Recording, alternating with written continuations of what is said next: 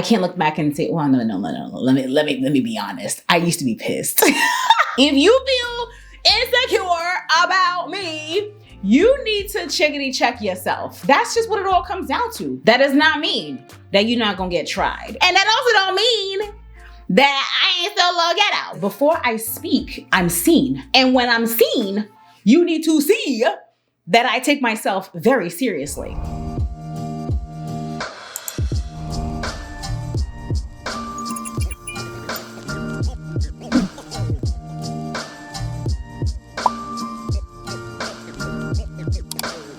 Let's talk confidence, and hopefully in this video you'll get a better understanding as to where I've come from, how I have developed as a woman, as a lady. And I don't know if it'll help make you more confident, but it'll certainly allow you to glean into my life a bit more. I don't consider myself to be some sort of motivational speaker. Obviously, I'm just me, and I hope that this video does help you. Follow on Instagram, on TikTok, and Pinterest. And all links to products that I use are gonna be below. This is more about the discussion, but I will try to mention what I can. Okay, so it's been a minute. So I'm gonna start with the Milk Hydro Grip Primer. So to give you some background, there are 4 siblings. I am number 3. I have a younger sister. She's 6 years younger than me, okay? And with that came responsibilities that I didn't expect. Obviously, who would expect that as a young child? But those responsibilities definitely helped me or forced me to grow. I talked about this in therapy. My therapist did agree that in some ways I was parentified because I had responsibilities at a young age that are not normal for a young child. Like walking to pick up my sister from school. Now you might think, okay, like what's the big deal with that? Well, I'm a young child, right? The responsibility for caring for children is on the parent. But with our dynamic in growing up, I had to help out. And that's just one example of many things that I had to do as an older sister. And although that was certainly an example of being parentified, Estee Lauder Double Wear Foundation, it definitely shaped things for me. I can't look back and say, well, no. Let me be honest. I used to be pissed. I used to be pissed. Like, why do I have to go do this? I have my friends I want to chill with. Why am I having to go pick her up, but walking? You feel what I'm saying? And my sister and I are very close now, Abby, but come on, growing up, it was like, you are a huge inconvenience to me. Why are you even here? And why do I have to even do this, you know? And it's so interesting because as I grow, I'm always seeing ways in which my mother and I are alike. I knew it already growing up, but I'm seeing it more and more as I mature. I mean, there were just a lot of things that she trusted me to do. For instance, she had gone to Ghana for several months, or was it 2 months? Something, right? More than 1 month. And I was in high school and she put me in charge of writing her checks and mailing them out to pay the bills, because back then who was doing bill pay? There was no bill pay. So she had already filled the checks out. And then there were certain dates that I had to put the checks in the mail. And just think about it. As a young girl, I am responsible for doing this. And if it doesn't get done, bills don't get paid, there are repercussions for that. And she was not there. So that's what I mean by being parentified. Again, I know that many of us do way more than that. Had I been born in Ghana, like, come on now, I'll be doing far more than this. But it is obviously what it is. And all of these experiences, of course, made me more confident. And obviously with the responsibility and just my personality being like my mom, it all in a way came naturally to me. And we're having this discussion because people mention it all the time, like, how are you so confident? How can I be confident like you? And I don't know how to say it. It just is who I am. In school, I learned that my personality type is INFJ. And honestly, it is really, really true in explaining who I am and how I deal with things, how I process, so on and so forth. That's Lawless.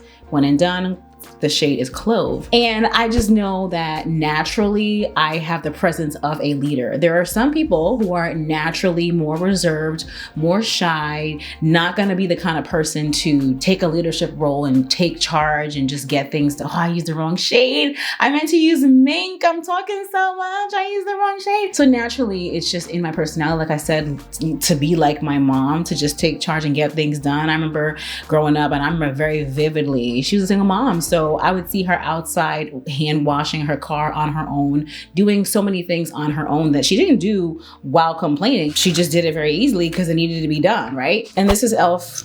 Deep chestnut. I can't find my other one. It taught me, obviously without her saying anything, that if you want to get something done, do it yourself. And these are the things that always remind me as a parent now even, and I know we all know this, or majority of us know this, there are a lot of things that we have learned through socialization, through the nurturing side of growing up just in life, in relationship with other people, especially our caregivers, that they did not have to say to us. They simply did it. You saw it, you felt it, and then we internalized it for better or for worse. So it was like, okay, things need to be done.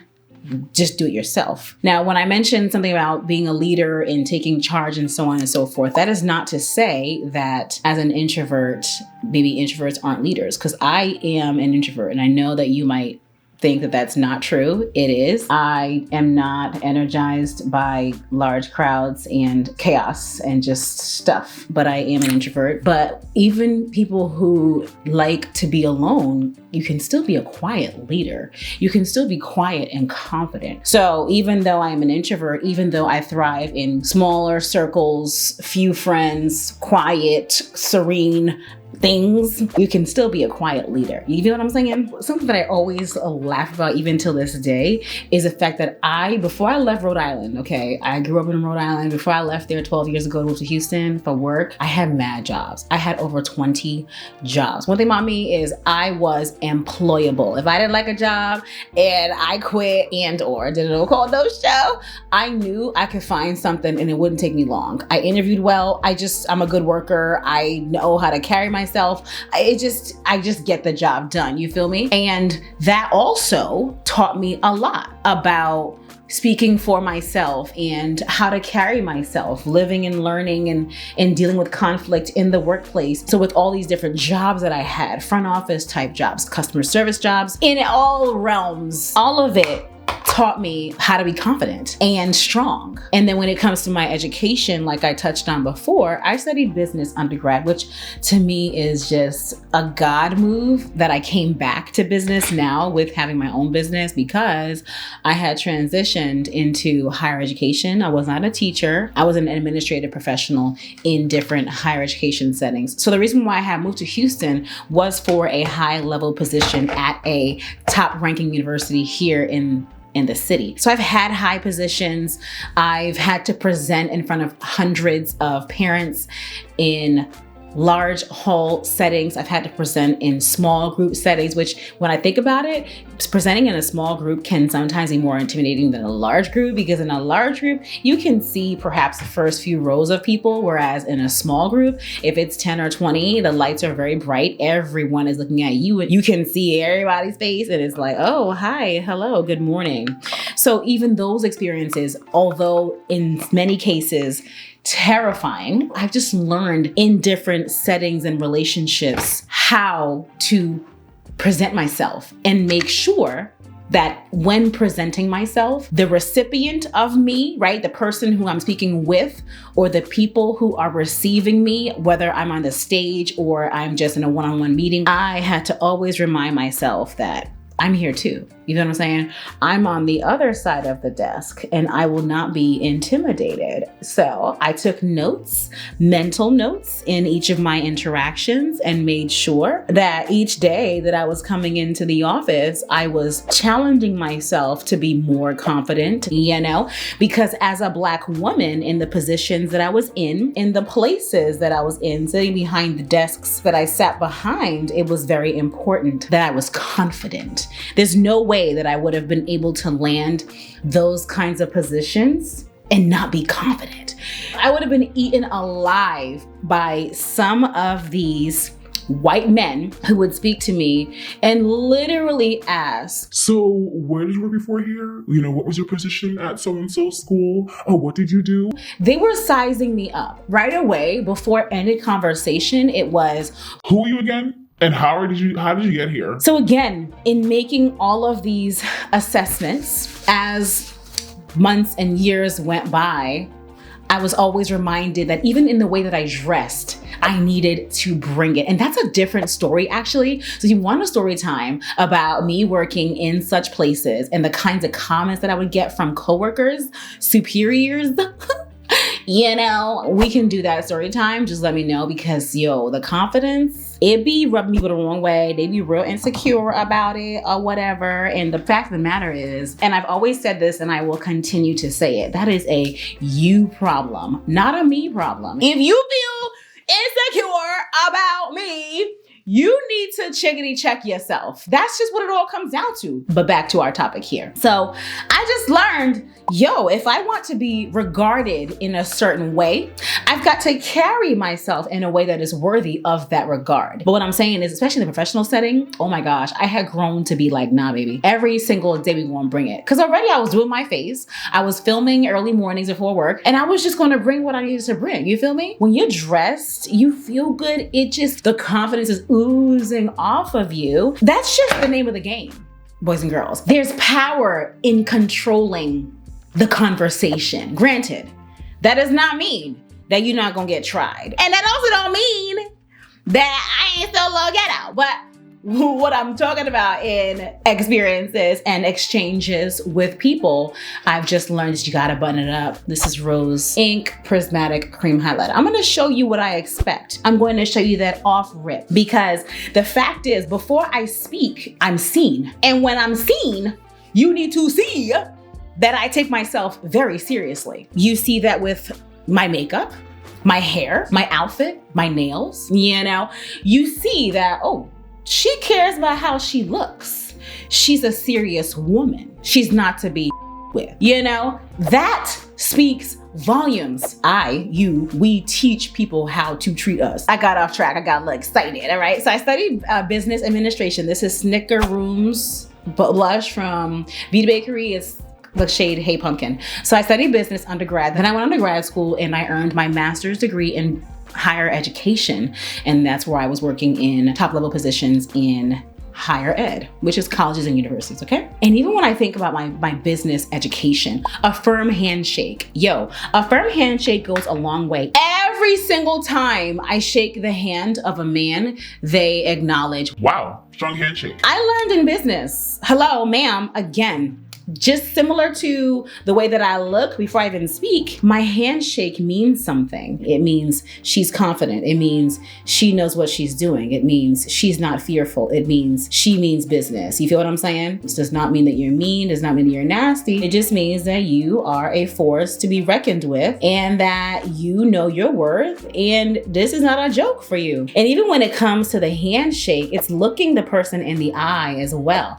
Eye contact is huge. It can be uncomfortable for sure. I mean, that goes without saying. But when you look someone in the eye, it means that you are confident. Now, granted, when we all speak, even when I'm filming, I'm looking away. Because come on, I can't stand here and look at you like this and then talk the whole video. It would be absolutely insane. You'd be afraid. You know what I'm saying? So it's natural to look off and to think and look up and down and what have you. But you do want to make sure, or I have made sure, that in conversations that are important, there's confident eye contact. It's not jittery eye contact. It's speaking and being confident. Sometimes in all of this confidence and bravado, I might be like, oh my God, this is so uncomfortable. I can't believe this, what have you. But you, in that case, you definitely gotta fake it till you make it. You know, you just in my mind, I can do this. I belong here. I got this. I know what to say. I've studied. I've done my preparation, what have you. And that goes for either a one-on-one conversation with someone of importance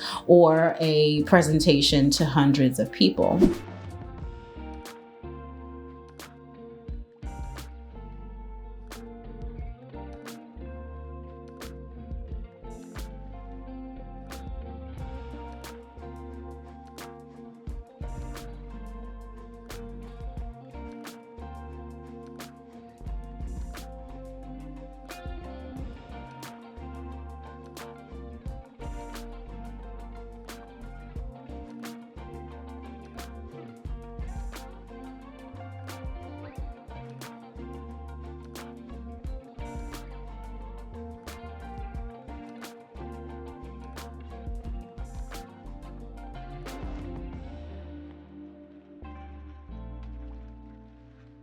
All right, finishing up this look, as you can see, this is the Cali Ray Clean Mascara, and I would like to put mascara on before my lashes, obvi. But in all of this, I hope that it's clear that, of course, I have the personality already that is confident. Even if I'm afraid, I'm going to present with confidence. I'm gonna just be quietly afraid. So that certainly gives me a heads up. But I can say too that when I know that whatever it is that I want is important and it's going to require a certain level of poise or confidence from me, I'll just be talking myself through the whole thing in my mind. Cutting my lashes, I use D22 from AliExpress. I'll link these below.